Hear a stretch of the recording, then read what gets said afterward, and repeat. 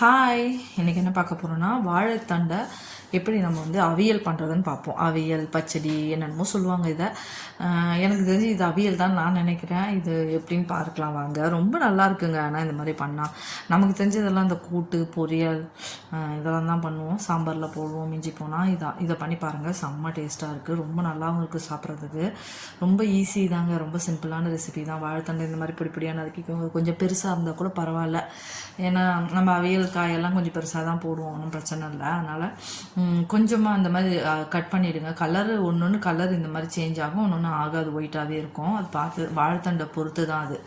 நல்லா தண்ணி ஊற்றிக்கோங்க. கொஞ்சம் தேவையான அளவுக்கு லைட்டாக உப்பு போட்டுக்கோங்க, ஏன்னா வாழைத்தண்டு வந்து ரொம்ப உப்பு அதிகமாக எடுத்துக்கும். அதனால் அதில் மட்டும் உஷாராக போட்டுக்கோங்க. கொஞ்சமாக உப்பு போட்டுக்கோங்க, அதுவே போதும். போட்டுட்டு நல்லா மூடி வச்சுருங்க. நல்லா வேகட்டும். வாழைத்தண்டு வெந்து அந்த தண்ணியெல்லாம் கொஞ்சம் வற்றினதுக்கப்புறமா நம்ம ரொம்ப சிம்பிள் தான். ஒரு மிக்சி ஜாரில் வந்து தேங்காய் எடுத்துக்கோங்க. ஒரு அரை முடி தேங்காய் இருக்கும்னு நினைக்கிறேன். அதுக்கும் அரை முடிக்கும் கால் முடி தேங்காய் இருக்கும்.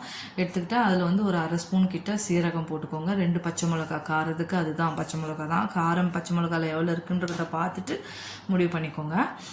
பச்சை மிளகாய் 2 போட்டுட்டு நல்லா மிக்சி ஜாரில் நல்லா மைய அரைச்சிருங்க. அரைச்சிட்டு இந்த வாழைத்தண்டோட ஆட் பண்ணி கொஞ்சம் கொதிக்க விடுங்க. கொஞ்சம் தண்ணி இருக்க சொல்லவே பரவாயில்ல. வாழைத்தண்டோட இதை ஆட் பண்ணி நல்லா கொதிக்கட்டும், வேகட்டும். அப்போ தான் இந்த மசாலாஸ், இந்த காரம், இந்த சீரகம், எசன்ஸ் எல்லாம் உள்ளே போகும்.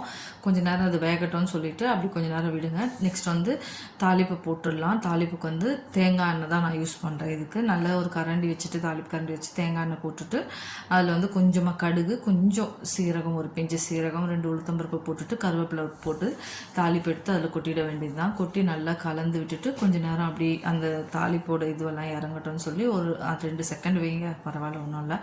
வச்சுட்டு ஆஃப் பண்ணிவிடுங்க. நல்லா ஆறுனதுக்கப்புறமா நல்லா கட்டி தயிர் இருந்தால் மிக்ஸ் பண்ணி சாப்பிட்டிங்கன்னா சூப்பராக, சாப்பிட்றதுக்கு முன்னாடி மிக்ஸ் பண்ணி சாப்பிட்டிங்கன்னா செம்ம டேஸ்ட்டாக இருக்கும். நான் வந்து இதை அப்படியே வச்சுட்டேன் கொஞ்சம் ஆறட்டுன்றதுக்காக. ஆறுனதுக்கப்புறமா நீங்கள் தயிர் ஆட் பண்ணி சாப்பிட்டு பாருங்களேன். அவ்வளோ டேஸ்ட்டாக இருக்கும், அவ்வளோ சூப்பராக இருக்கும்.